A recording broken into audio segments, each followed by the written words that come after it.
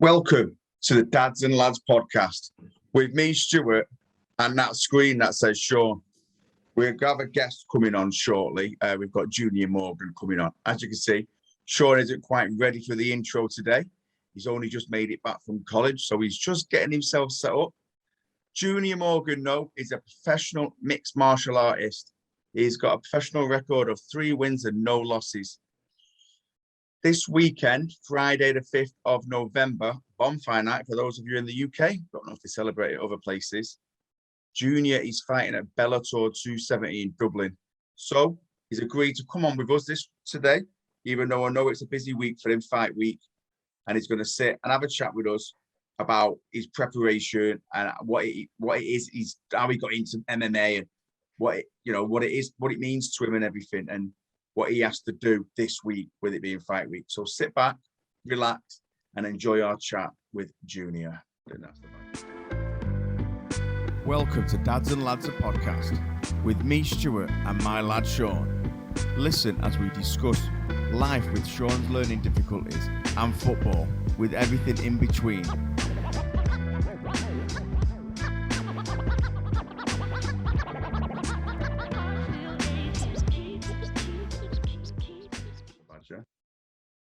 Perfect. Shaun, so like we said, now you've made it from college, Shaun. We are joined by Junior Morgan, who is a professional MMA fighter. So welcome to the show, Junior.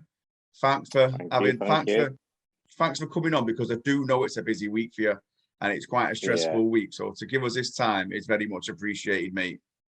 Yeah, it's no problem. That's all right. So, right, you are a 3-0 professional MMA fighter, yeah? I am. Am I right? I wasn't sure. Yeah. I've seen 2 different numbers, so I went for the one on your Instagram. And this weekend you're fighting Darragh Kelly in Ireland, yeah? Yeah. Perfect. So, right, how did you get into MMA? We're just going to go straight in before we start talking about the fight. So, a few of my mates wanted to try it, to try it out, and that. One of my mates went to a gym, seen a guy getting thrown around, and didn't really fancy it much. Me and my other mate thought we'd give it a try, and then we kind of just done a class, pretty good class. I ended up popping my ankle towards the end of the class, very first session, and that. So where I took a week out and then went back again the following week. This was at a gym called Manchester Predators. Started there, was there training probably, I think once a week. I trained there just to get a feel for it. And then my mate that I was training with, he knew a guy that trained at another gym called Manchester Ground and Pound. So went there to see what that was like. And then we kind of just went on from there. So is Manchester Predators the one that's underneath Piccadilly Station? No, that's SBG. Manchester Predators, yeah. Manchester Predators is near the MEN. Right. MEN Arena. I'm a train driver, so I work at the station, so I know I see one every day. Oh, okay. And I wasn't sure if it was that one. But me, Shaun always says I want to do MMA, but we try and do it one thing at a time, don't we, Shaun? Yeah. What have you started doing recently, Shaun? BJJ. Yeah. BJJ, yeah, good. That's a good start, yeah. We've started doing that at Henshaw's Jiu Jitsu, you know, in Newton East. Yeah, I know Stuart and Shaun. Yeah, that's where we've been going. Yeah. He's been dead good with us, to be honest. So we're redoing the beginners class. Good. It's well hard, though. Yeah. Like the hardest thing I've ever done in my life, and I've really hit my finger. I don't really want to mention it, but you'll get plenty of them. You'll get plenty of them doing during your training sessions and stuff. Yeah. Oh, definitely. Just trying to grab someone I was, and I just flicked his little finger, and it's not been right for about a fortnight. John, what's your first question? Oh, sorry, go on, mate. Sorry, are you doing the Djits or the no gi? No gi Djits. We just wear t-shirts at the minute. Okay. Yeah. But I think do you have to do gi Djits to get your belts and that? Yeah. Yeah. So I don't know if Shaun, we're going to see how he gets on, because we're going to continue on the beginners one this time as well. And I think towards the end of this session of the beginners, we're going to try and go up to the next class where they just rolling for an hour and a half. Yeah, see how he gets on and then see what he wants to do. But he has got a related question, haven't you, Shaun, to this? Yeah.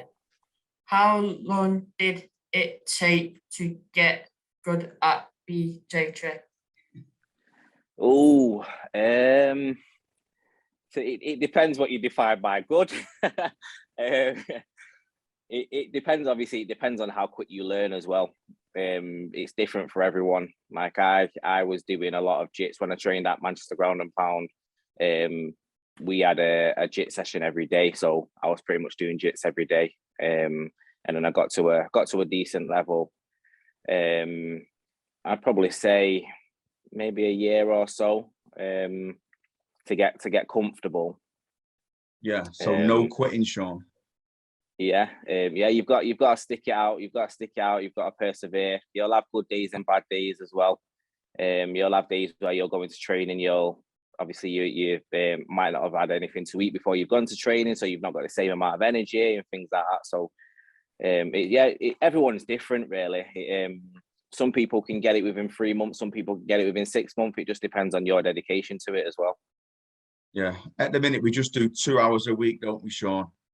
Yeah. But there's like lads that do an hour and a half, and then they come and help us in the beginner class for another hour. And I'm like, 2.5 hours twice a week. And they're like, yeah, well, that's what you've got to do. And we come another day as well. Yeah, that's a good start. It's a good start. A good start. So you fight out a Manchester top team now. Yeah. Is Manchester top team, is it sort of partnered with American top team, or is it just a similar name? Similar name. Just a similar name. Similar name, yeah. Because there's some quality fighters, because obviously there's more than you in Dublin this week, isn't there? There's me. Team. Yeah. There's 3 of us fighting. There's me, Yusuf, and Jordan Barton. Nice. So there's 3 of you, and then Rome was on last weekend on the UFC. The Rome was on last week. The weekend before, or 2 weeks before that, was Kane won it on Bellator as well. Yeah. So it's a pretty good setup you've got there. Yeah, and we've got another guy. We've got another one of our training partners as well, Jonas, who's fighting on Saturday. Jonas Mogard. He's fighting in I think it's Poland. He's fighting on a show called Octagon. He's got a title fight on Saturday. Oh, that's quality. That so, like we was talking the other day, me and you, and it is now a case where it's not all just Americans. It's like a proper worldwide sport. It is, yeah. So what would you attribute to that, and what would you make it? What do you think it is that's made mixed martial arts go from just like a thing that was on in America that got sort of banned and wasn't allowed to be on in France until recently, to now it's this global sport? I think it's more just the popularity of it, and everyone being interested. Obviously, the popularity is growing in the sport. So more people are involved, more people are pumping money into it. I just think it's because it's being put, and it's a hard sport. It's one of the hardest sports. So you've got a lot of guys that are obviously you've got a few guys that are on the back end of their careers that are going into boxing and stuff now. But you've got a lot of like the Muay Thai guys, kickboxers and stuff going into MMA and wanting to try MMA out. Yeah, they're pretty exciting though when you get just get a kickboxer in. If he can stop takedowns, he's all right. But if he can't, he's had it. That's it. That's the one. Yeah. But have you just did you just go MMA and just train MMA? So you just sort of learned like MMA Jiu Jitsu as opposed to like the proper fundamentals and everything one at a time? So I started off doing little bits of boxing and kickboxing. Started off boxing, just doing like a few boxing classes and stuff like that. Nothing serious, never fought or anything like that. Then I tried my hand at Muay Thai, did a few Thai classes, and then I kind of just went into MMA. But when I first started training, it was all separate basically. So you'll do Djits, you'll do a Djits class, you'll do a kickboxing class, you'll do a boxing class, and it wasn't really there wasn't really an MMA class. Do you know what I mean? Where you cover it, kind of covering everything. It's everything separate, and then you put it all together yourself. All right, that sounds more difficult, really, to do it that way. Yeah. Because I know now, because obviously I follow you on Instagram, and I see you training at Jay's, J7, where obviously Jay's one of my best mates, so I train there. And you do like explosive power movements there. But then when the video clips that you put on when you're at the gym, sometimes you'll have the gloves on and you'll be taking people down and you'll be doing it all at once in the cage rather than just doing one thing at a time. Yeah.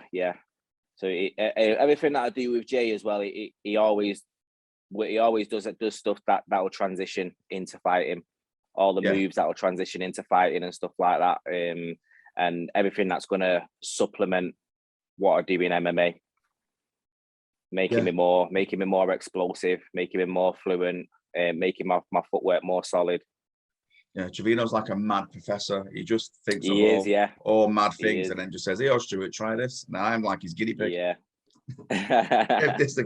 So if you had to give somebody advice, like if a youngster came to you and said, "Junior, I want to start doing MMA," what advice would you give him? Consistency. Keep going. Consistency is always the key. No matter how you're feeling, you've always got to be consistent. Even down to injuries, you'll always get injuries in MMA and stuff like that, and your training and things like that. There's always something else you can do.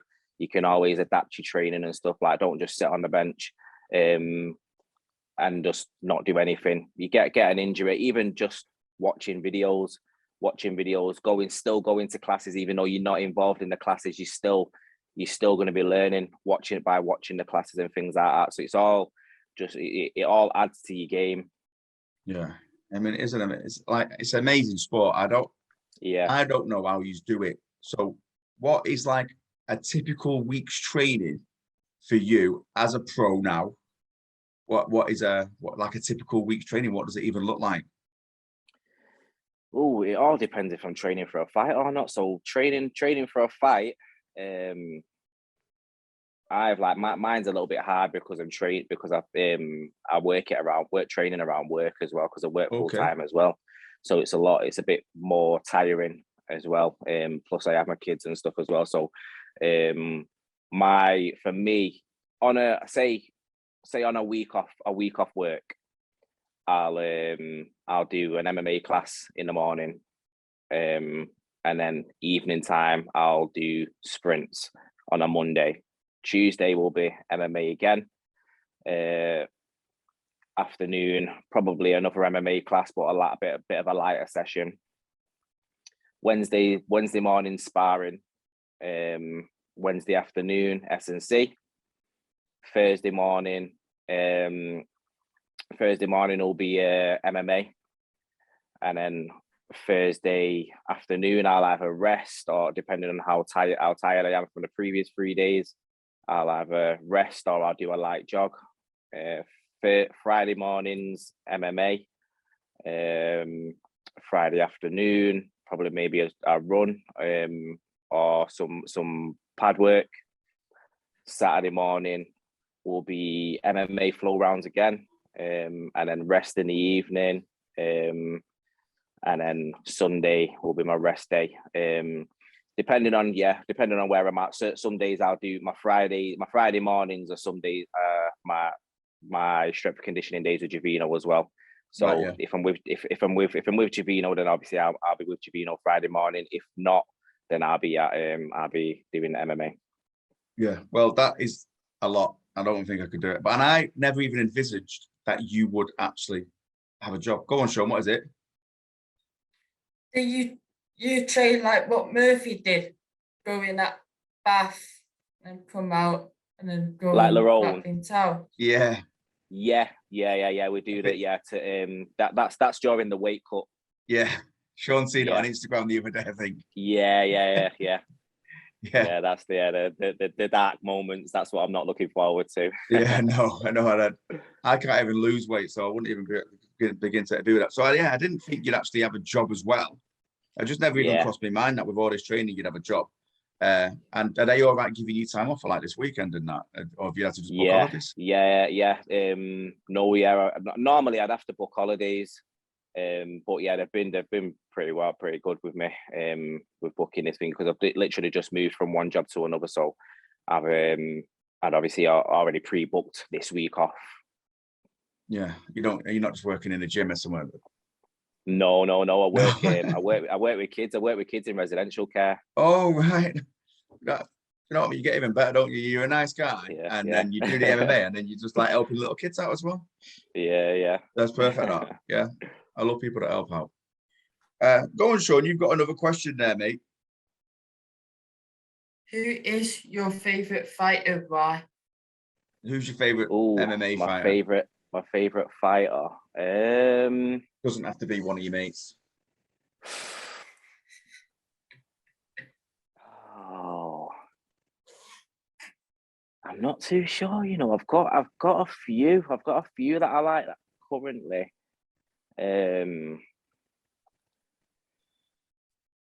I'd probably say Israel Adesanya. Oh yeah, he's class. But he's not your favorite all time, or is he your favorite? Not my favorite. He's not my favorite all time. No. I think my favorite all time will be GSP.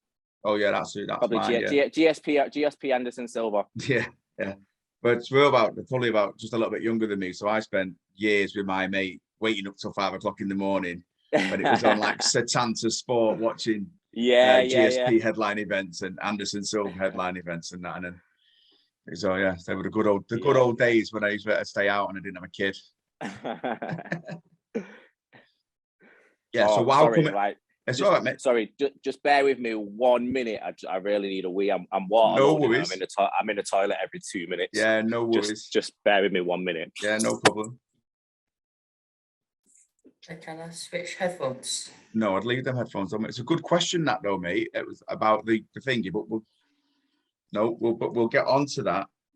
Obviously, as we said, Junior is pretty much starting his fight week now, so he's in and out the toilet because he's cutting weight and he's drinking about 300 liters of water a day, most probably. But yeah, he's fine. It's all right. So so that was a good So Shaun, that was an excellent question about the weight cut, but we'll get on to that in a minute. Yeah. Back, Shaun. Stop talking about it now.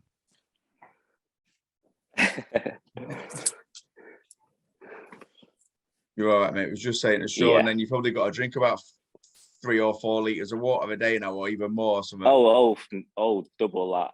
Double it. Oh, I struggle getting 2 in me. Yeah. We do like 8 or 9. And is that just while you? Just while I'm water loading. No, just while I'm water loading. So just in like generally, I'll do 2 or 3. Right. Yeah. But while I'm water loading, I'm on like 8. I know it sounds pretty self-explanatory, but what is water loading and what does it achieve? So you basically you're basically flushing your system, but you're also tricking your body into thinking that it has to get rid of water. Right. So when you then hit the sauna or the hot bath, you sweat more out. Your body pushes more water out because it thinks it's overloaded with water anyway. It needs to get rid of water, so then that helps you to get your weight down so you can make weight for the fight. Right. And so you fight at 155. Yeah. Am I right in thinking that? Yeah. Yeah. And so what are you walking around at? Because I see you like regular and you don't look like anything. You're just like you don't look heavy. So I don't know how much have you got to lose. No, I walk around at about 80, between 80 and 82. I walk around at. Right. Which is 80 kilos. And then right. Yeah, between 80 and 82 kilos. And then I fight at 70. Oh, so it's still quite a bit to lose. Yeah. Obviously, you lose that through training, and that goes down, and then so I normally diet. Yeah, I normally diet down to about 77, 76. Try and hit fight week about 76. Right, perfect. So how do you manage to stay so disciplined with your eating and drinking and all your training and everything? Because I'm a bit of a nightmare with it. I can't. I just eat pizza all the time. It's all mental. Like if you know, obviously, I know I have to make weight or I can't fight. So you have to be disciplined. But when you feel the difference in your training and stuff, when you are eating clean to when you're not eating clean, Like you notice a massive difference in your energy levels and things like that. So that also helps.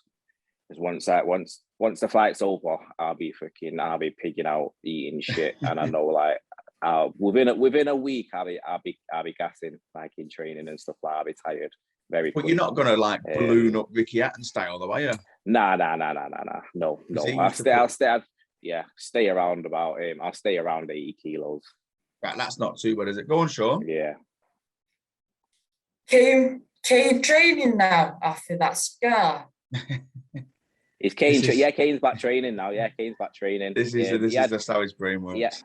Yeah. He had a week or so off. And then he's back training now. He's still got to be careful because he's still got the scar. There's a lot of scar tissue there and stuff. So any little knock that he gets, it could open it up again. But he's back training now. Yeah, it was a grim one. It was a grim.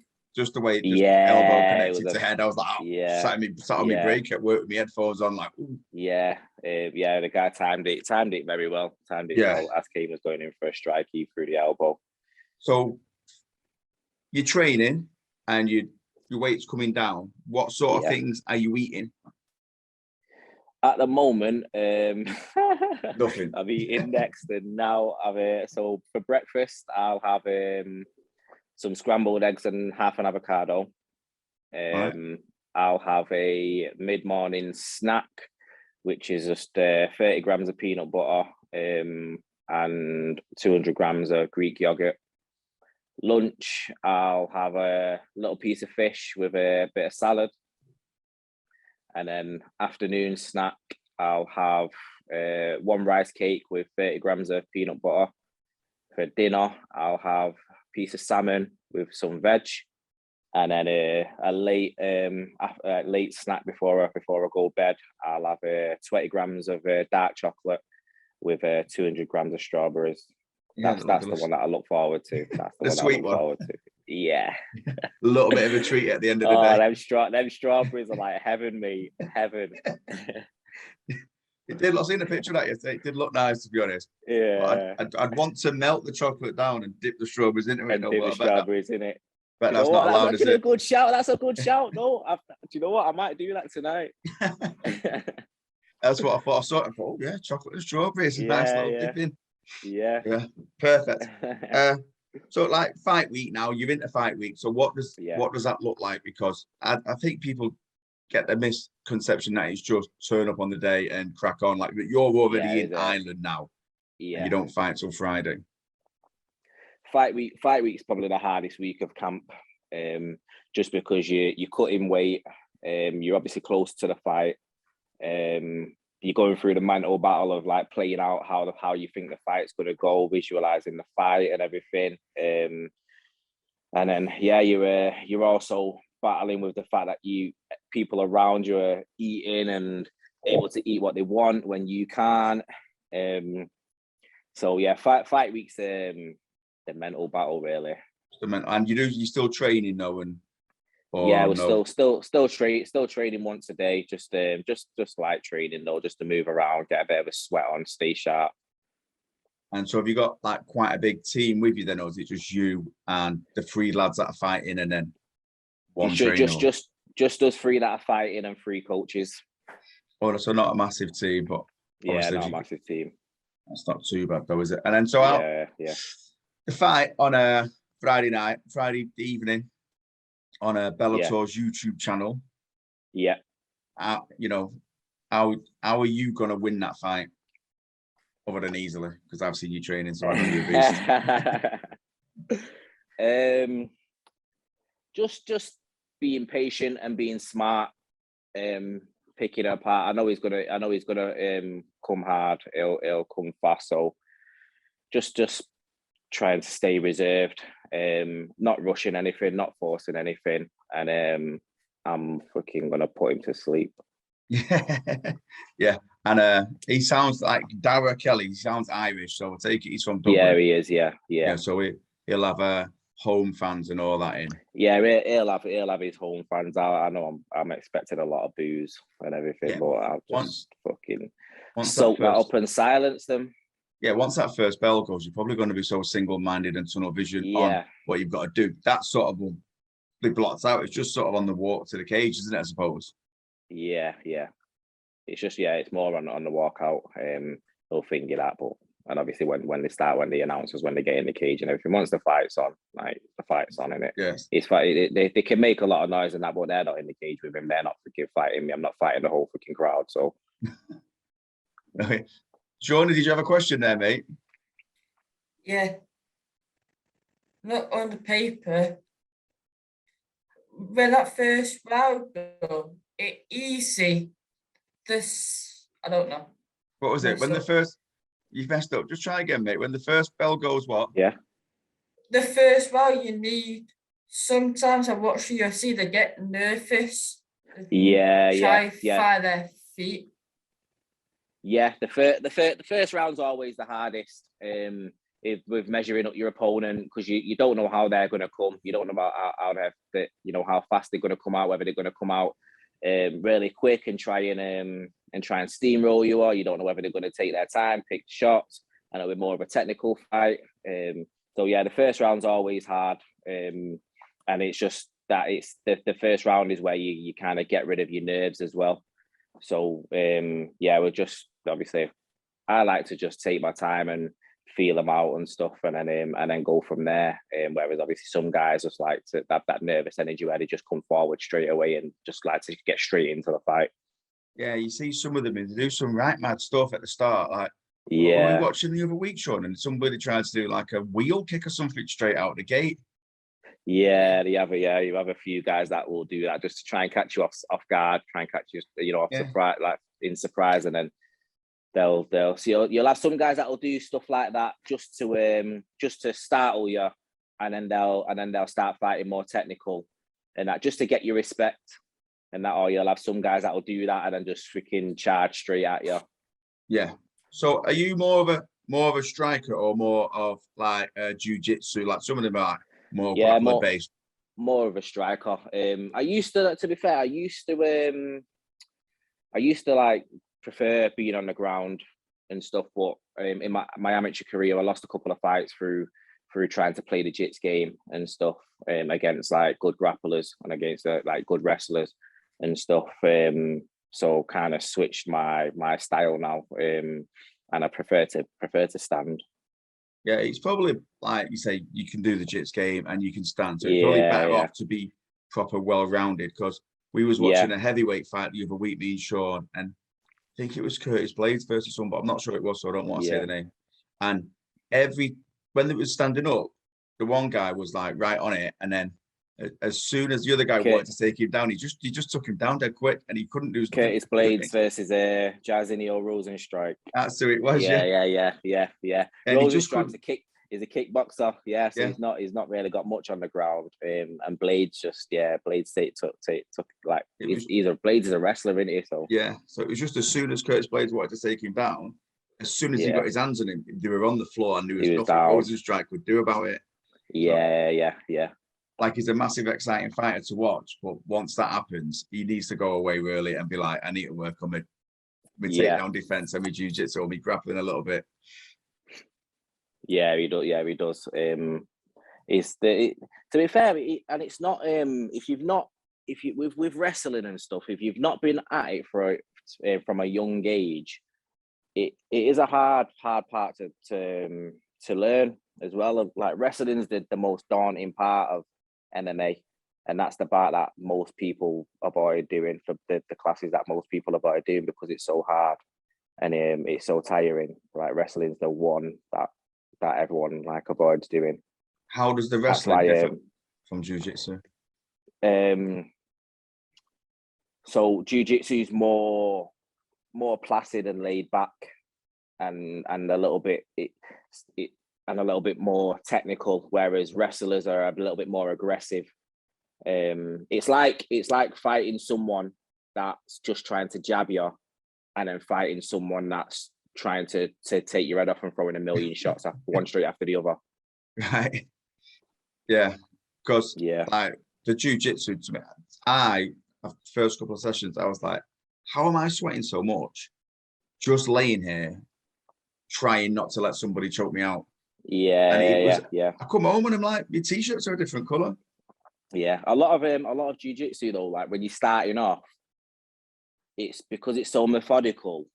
It's you use a lot of energy thinking as well. Yeah. And then when you like when you're with good guys as well, and like they move in certain positions and things like that, it leaves you thinking like, what are they doing? I wonder what they're doing. I wonder what they're doing, and that. So you kind of get tired from thinking as well.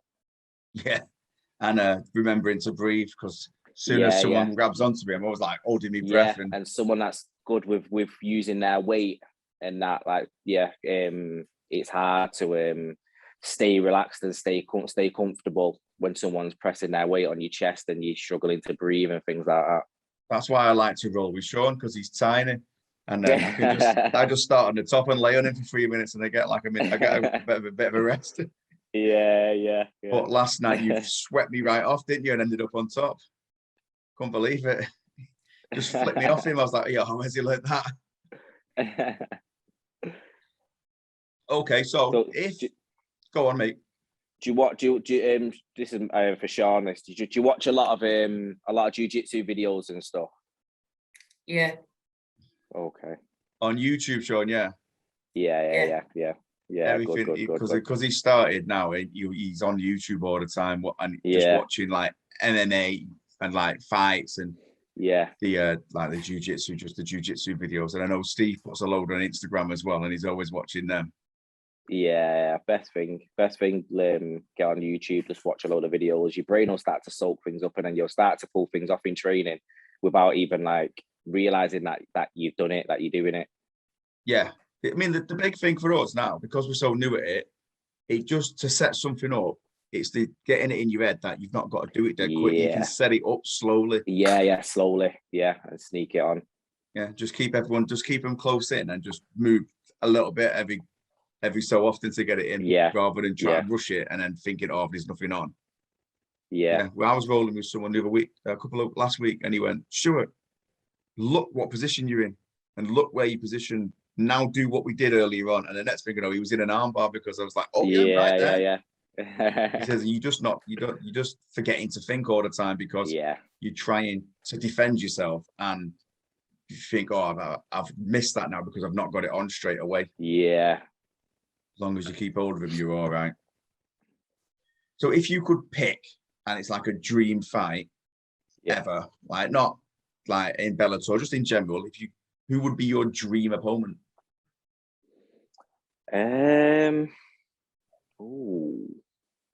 That's a good one. Dream opponent.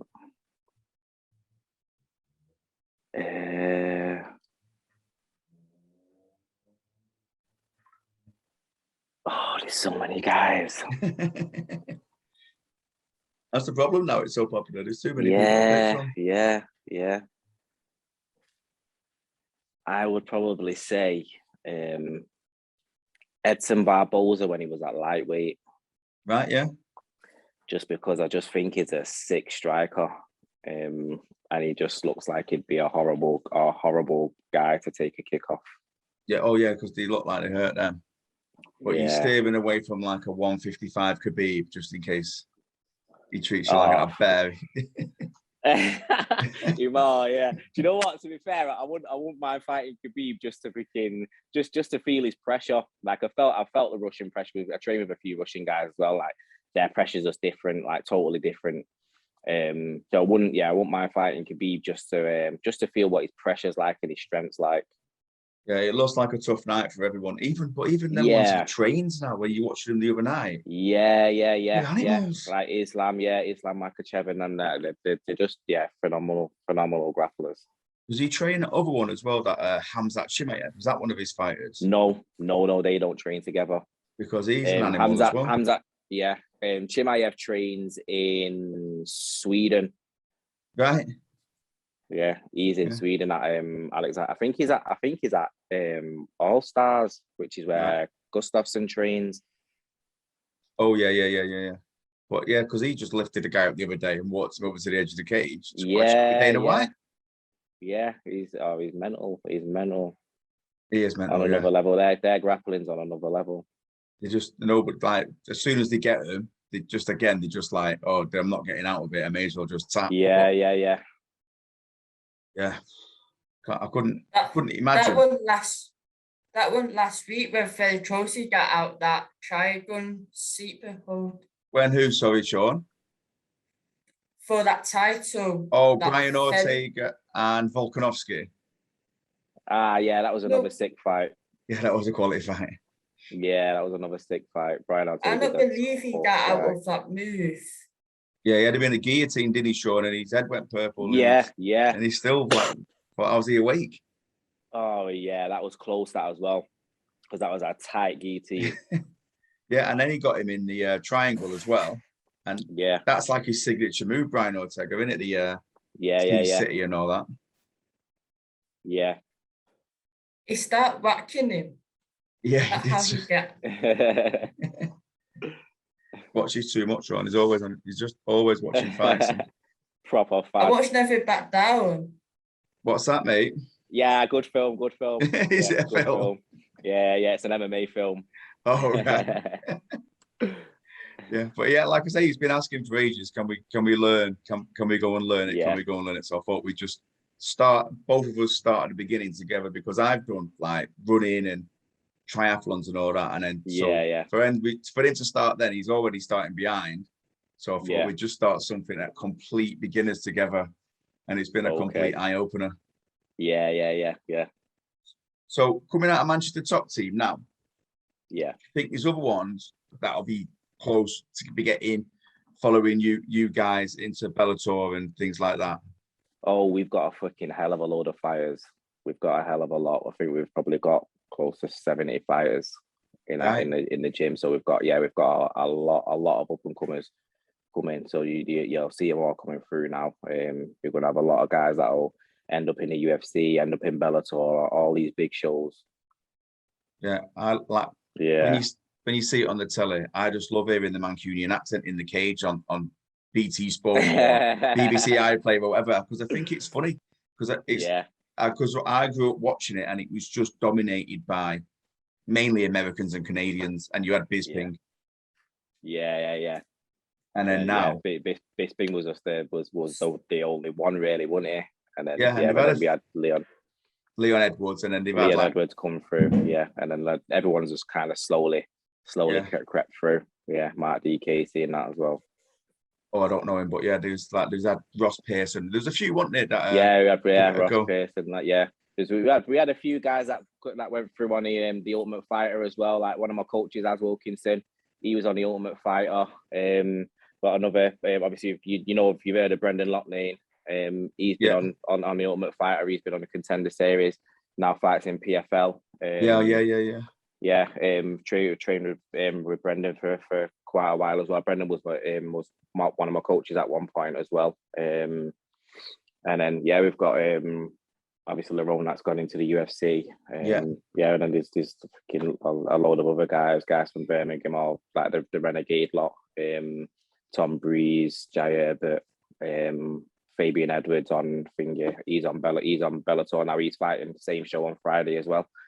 And obviously like Leon Edwards and that as well. Quite a few British fighters coming through. Yeah, go on, Shaun. Edwards got a big fight coming up soon. Who's he fighting? Masvidal. Oh, is he? Who's that? Sorry. Masvidal and Edwards apparently. Oh, Masvidal. Yeah. That fight's just been confirmed. That December 11th. I think that one is. Oh, right, nice. Yeah, that'd be a good one then. Yeah. So they had that little thing backstage in London. They had that little bit of beef, yeah. Oh, the BMF would have come on top. I don't think that's so up for that one, mate. I don't think that's thing. Yeah, I don't think that title's up for grabs anymore. That was just a one-off thing. That I think. Yeah, I think so. Shaun, have you got any more questions, mate? No. Is that it?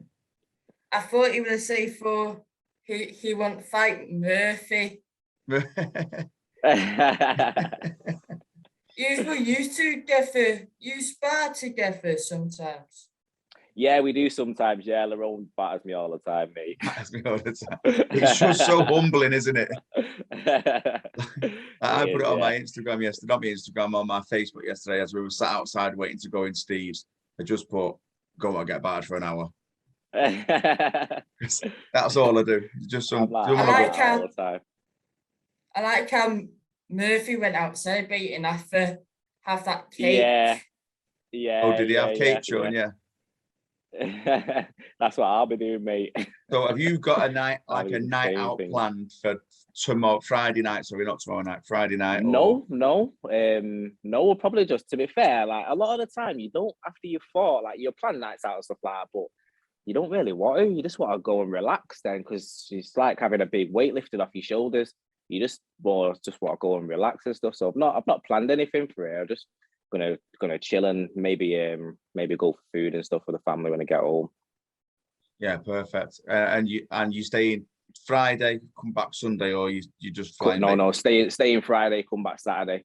Oh, right, and then out. Fly back Saturday afternoon. Yeah. And it's not a massive flight, is it? It's a couple of hours. No, it's not even that, is it? I think it only took us about half an hour to get here. That's all right. And I've never been to Ireland, so I don't know how long it takes. Yeah, it's not very far.